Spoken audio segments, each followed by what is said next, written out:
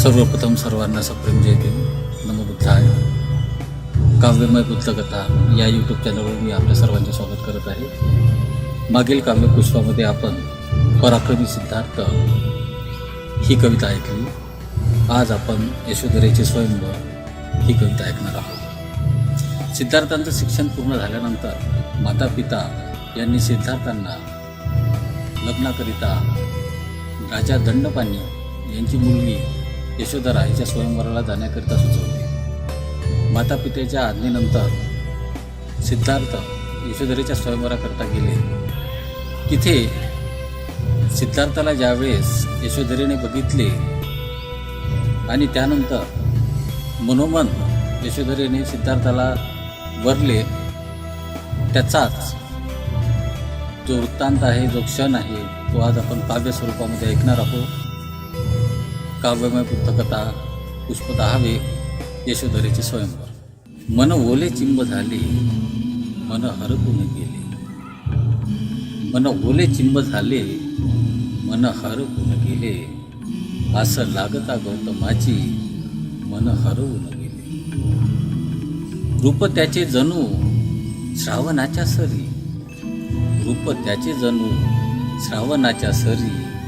कटाक्ष तयाचे आनंद उसरी. स्वर्गी ऐरावताहून त्याचा रुबाब देखना, स्वर्गी ऐरावताहून त्याचा रुबाब देखना. सिंहासम चाल वेड लावी सर्वजना. स्वर मंजुळ ऐकूनी मोही सारी सृष्टी.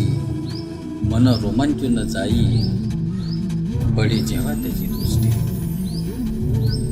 हिमालयापरी कीर्ती त्याची महान, हिमालयापरी कीर्ती त्याची महान.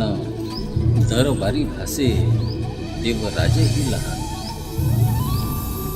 शाक्य शिरोमणी करुणेचा सागर, शाक्य शिरोमणी सिद्धार्थ गौतम. शाक्य शिरोमणी करुणेचा सागर.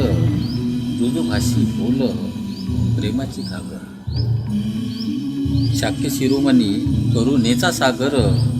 मृदुभाषी बोल प्रेमाची घागर. आचरण थोर दिव्यत्वाचा साक्षात्कार.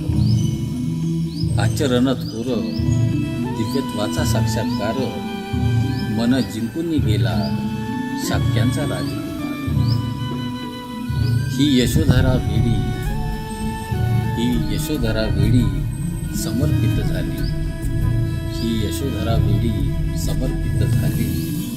सिद्धार्थाला वरून धन्य ही जाहली. सिद्धार्थाला वरून धन्य ही जाहली. धन्यवाद मित्रांनो. आपल्याला जर कविता आवडल्यास लाईक, शेअर आणि सबस्क्राईब करायला विसरू नका. धन्यवाद.